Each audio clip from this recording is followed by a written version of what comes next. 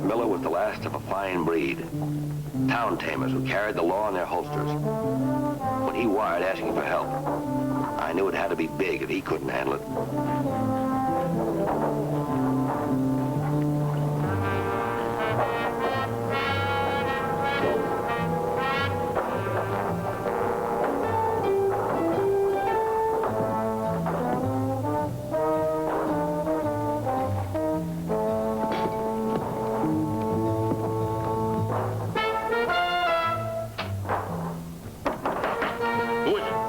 Slade.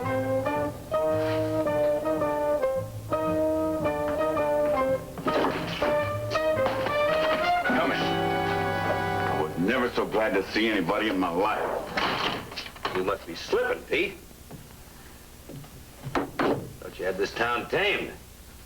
We had a lynch party last night. Lynch party? They get what they came for? Well, I haven't slipped that much. But I really appreciate you getting here so fast. Come on now, Pete. You've handled mobs before. Let's have it. What's the matter? You remember my son, Bob? Sure.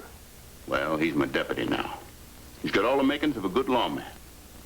Something happened to him? Not yet, but he's locked up back there. Locked up? What for? Murder. I gotta hang him day after tomorrow.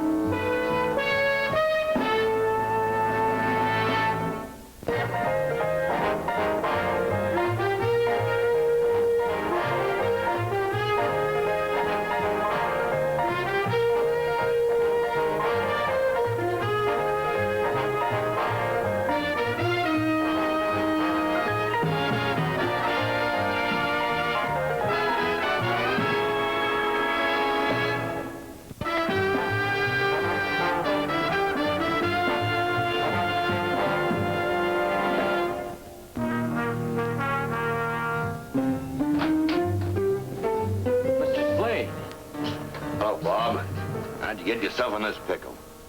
I know it sounds crazy, but I don't know.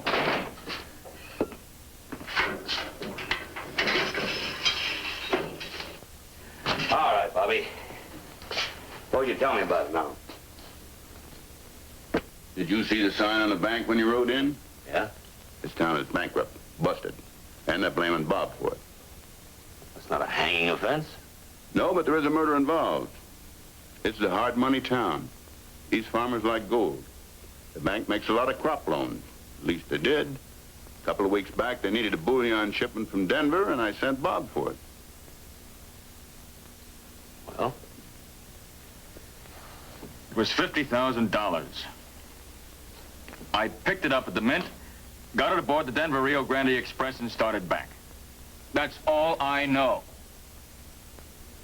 That's all you know? When we opened the express car, he was out cold on the floor. The back of his head looked like he'd been kicked by a mule. The gold was gone, and the express agent was dead. Shot by a bullet from Bob's gun.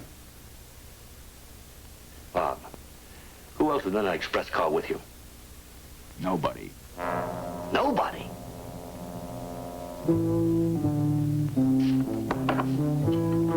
Open up, Sheriff. It's me, Brannigan.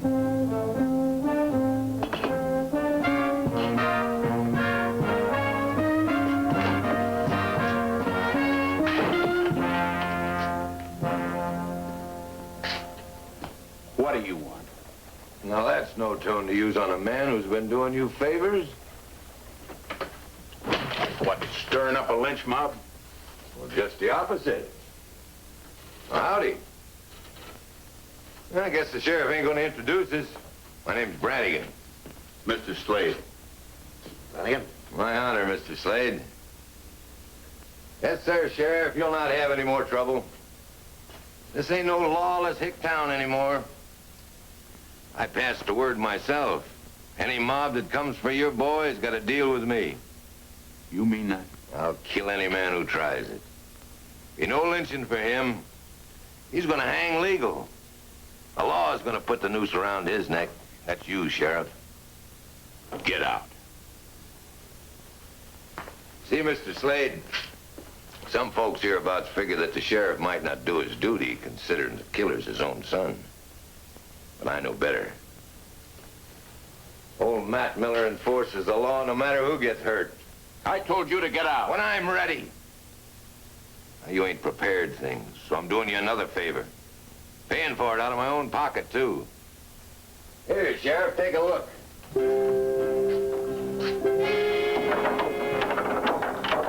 Ain't that a beauty? A real proper gallows. Now, don't thank me for it. I'm very happy to do it.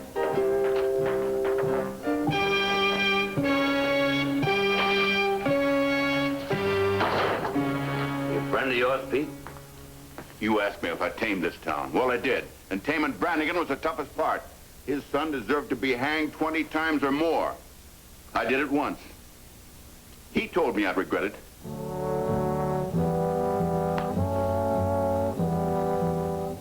Pete and I went to the depot and examined the express car. The locks were still on the door. There was no indication of tampering or forceful entry. There was no skylight, no possible entry through the roof. Nobody could have gotten through the bars on the window. Everything pointed to Bob's guilt. I can't. I just can't remember. Leave me alone. Leave you alone? Listen to me. You've only got 40 hours to live. I'm trying to help you. He's been through a lot, That's Slade. nothing to what he's going to go through. All right, Bob, all right. Now, listen, we'll start all over again from the beginning. Bob, give me something to get my teeth into. It's no use, Mr. Slade. It's no use. We both know that.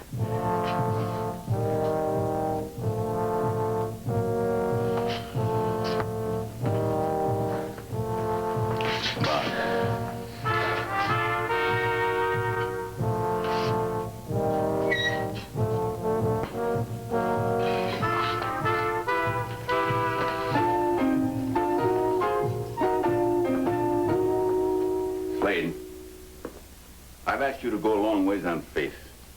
You can level with me. Do you think he's guilty? No. No, Pete, I don't. If he was guilty, he'd have a better story.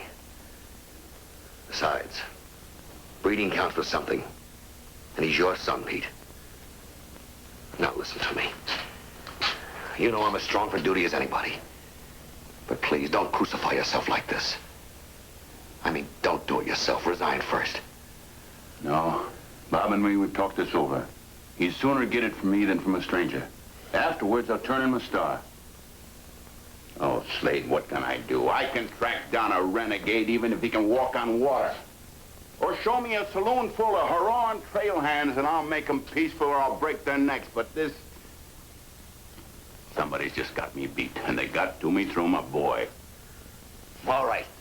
If we're beat, we're going to go down trying. Now, let's get started. First, do you have a transcript of the trial? Yeah. Good, get it.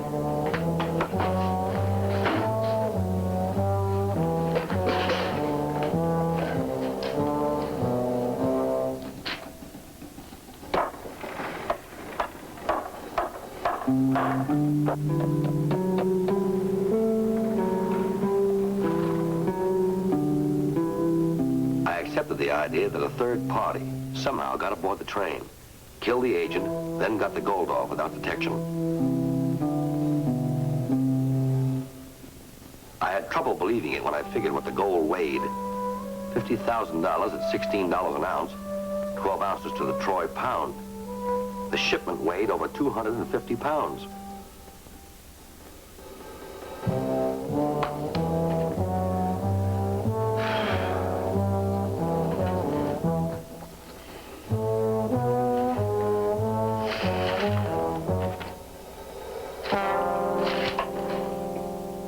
Pete, Yeah? you know a town named Rawlins? Yeah. How far is it from here? 15 miles due west. Why? I'll tell you that when I get back. The transcript said the train made 5 stops between Denver and Pinewood. I could forget the first 3. The conductor talked to the agent in the express car. But when the train pulled into Rawlins, no one remembered seeing either Bob or the agent.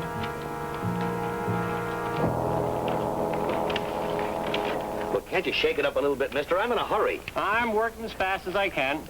Did you say the 18th? That's right, the 18th. Now think. We're Were there any crates unloaded that day? Sure, we get freight on every train. That's what trains are for, you know. Ah, here they are. Now, what do you want to know? I can find it faster myself. Wait a minute. These are railroad records. We can't let just anybody thumb through them.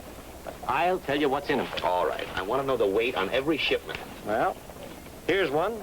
The Bonton General Store had a crate.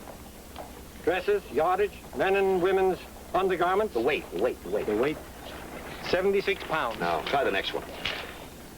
You've got a bitey tongue, young fella. Now, we'll save a lot of time if you'll just tell me what you're looking for. I'm sorry, but I'm not exactly sure. You see, it's a crate or a box or something that weighed about 250 pounds. Yeah? Yeah, sure, we got that.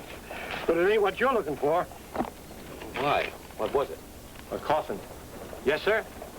Luana Parker's husband had him shipped back from Denver. Funny thing about that, I didn't even know she was married. He must have been a big man. Almost broke my back getting him on my cart. I need this. I told you, company rules You says... haven't read the new rules. Look, it says right here that I can take this if I bring it back. Yes, sir. It does say that, all right. Thank you, sir.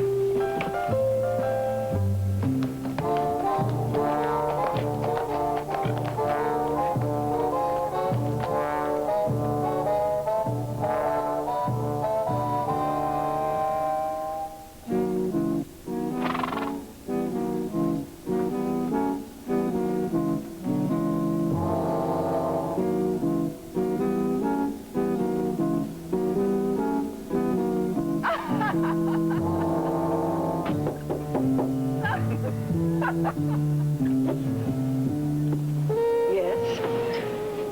Are you the, Widow Parker? My name is Slade, ma'am. I wonder if I might talk with you a few moments. What about Mr. Slade? It's about your late husband. I'm sorry, some other time. Oh, but some other time won't do, really. Oh, I'll handle this, my dear. Sir, I can't call you mister. A gentleman wouldn't impose on a widow in grief. Yes. I can see she's all broken up over it. No doubt you're consoling her. It's a man's duty to help in time of sorrow. And you've done a fine job in cheering her up. Different people have different customs of mourning. Did you know, for instance, that the Chinese, they dress in white and celebrate, give the dear departed a real send-off? That's very interesting. We'll have to have a long talk about it some other time. No. Now, listen, mister. Take it nice and easy. She'll shed a few tears over you. Mr. Slade, I must ask you to leave. You can stop play acting now, Mrs. Parker. You're going to answer some questions. Keep quiet, Lorna. Now, look, I don't have time to explain this, but every time you open your mouth, you're going to get another one. Understand? I'll break your neck.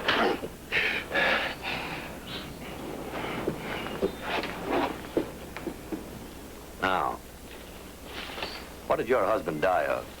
Old age. Now get out of here. Where's the death certificate? I lost it. Who was the attending physician? Mr. Slade, I don't have to answer your questions. Now, what makes you think so? Because a friend of mine is covering you with a gun. She ain't acting now, Mr. Slade.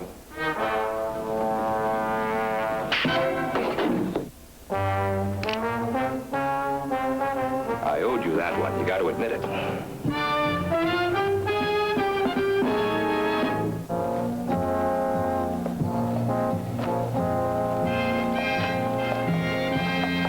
That's it, Slade. Here's where we part company. Personally, I wanted to kill you, but Lorna's seen enough death lately. Besides, too many people know I went to her house. Yes, that thought did occur to me. Slade, I don't know what caused your interest in her late husband, but I don't mean any offense to him. Let sleeping dogs lie. And supposing I don't? Slade, it's a matter of pride with me. I never play fair. When somebody crosses me, I find a way to kill them without any danger to myself. Do yourself a favor. Stay out of my way.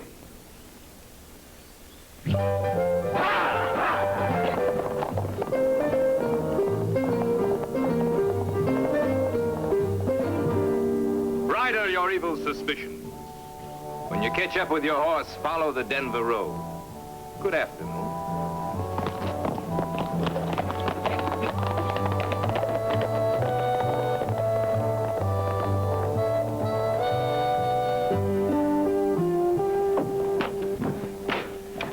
send this wire fast. Sheriff Pete Matt Miller, Pinewood. Have lead. Delay execution, sign Slade. Hurry up. Well, hey, you gotta write it yourself. Company road. Send it, will you? Sheriff Pete. Matt Miller, Pinewood.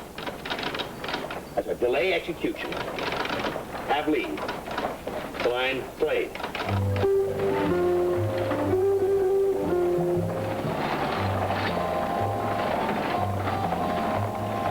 Stop worrying. You did right showing this to me. Come on, I want you to send a message.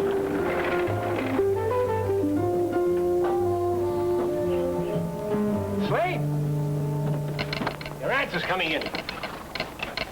Execution goes on schedule. Brannigan.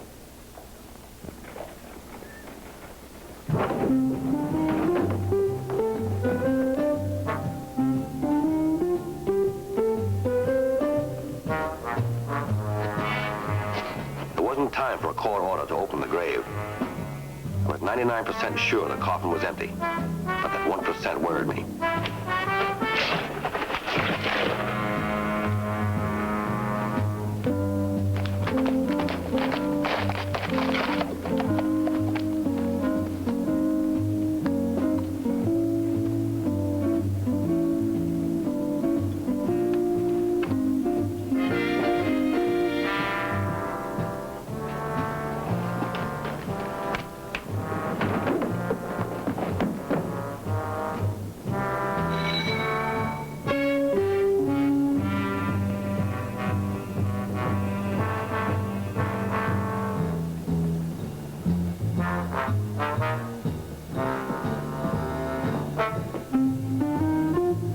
Was as empty as the coffin.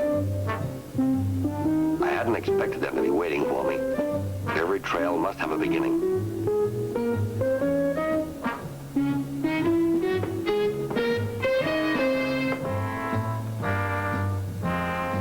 The cut of the tracks told me the buggy was carrying extra weight, maybe 250 pounds.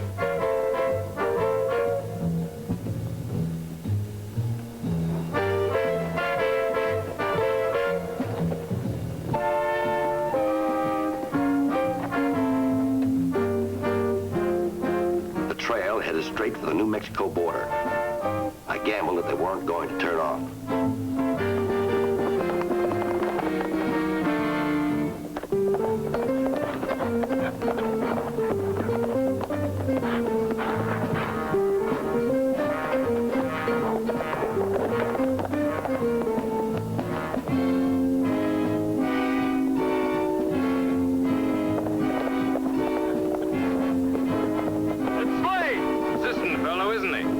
I didn't warn him.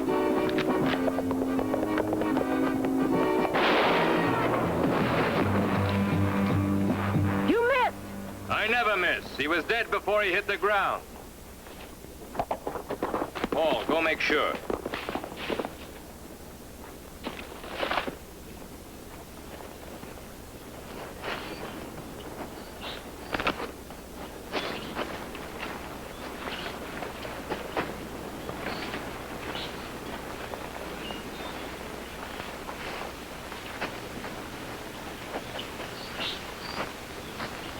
Keep coming, fella. Act like you don't see me.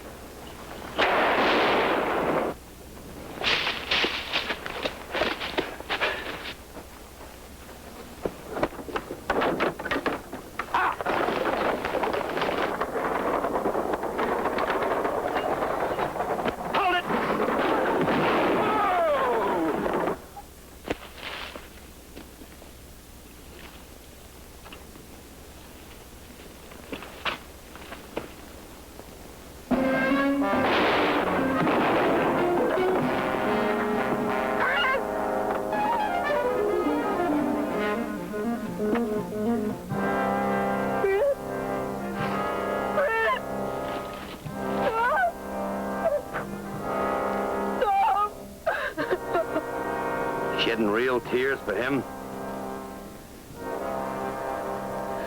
He's my husband.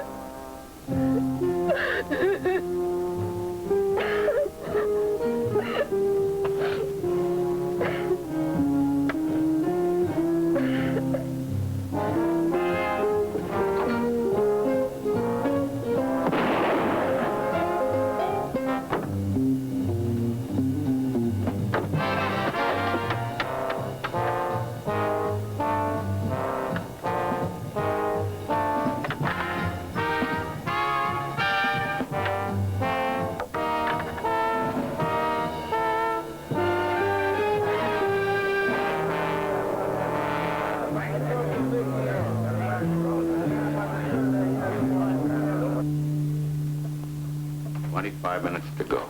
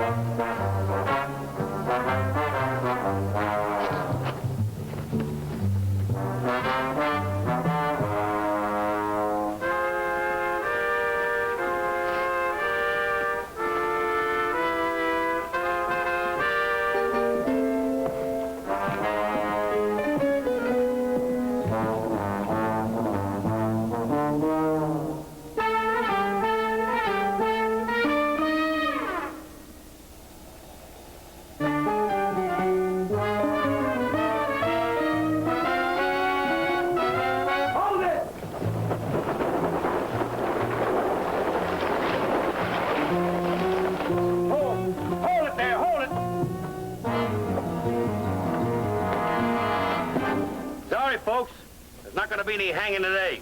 Let him go, Pete. Did you hear that? Oh, Bob. The money's in the wagon, every penny of it. Oh, wait a minute! Get the money back. Don't clear him of murder. Go on with the hanging. No! I wouldn't.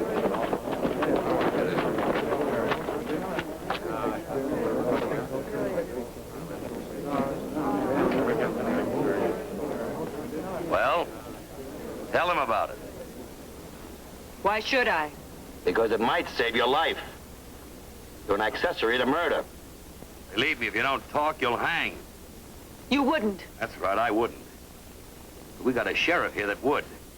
You almost got his son hanged. Who planned this? You figured everything out? Can't you figure that out, too? I want you to name him. Brannigan. He thought it up. He came to us with the idea. What was his cut? None of the money. He said he was getting paid in another way. Your husband got aboard the train in the coffin. Now, why did he have to kill the agent? He didn't want to. That was Brannigan's idea. He's crazy, sick with hate. Come on.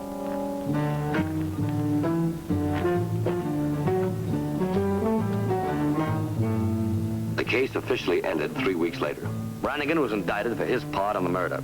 He would probably hang from the gallows he built. Sometimes a bad experience can twist a boy's life. I was still worried about Bob. I ain't much with words, Slade, but thanks, just more than I can say. Bob, if you're one for revenge, you've got an opportunity that comes to few men. You mean Brannigan? Well, knowing how Dad felt, I think I understand him a little. Anyway, I sure learned something from him. I don't want revenge. He showed me what it costs. Good. That's the right answer, boy. Good luck to you. Bob would be all right. He had the makings of a real lawman, just like his dad.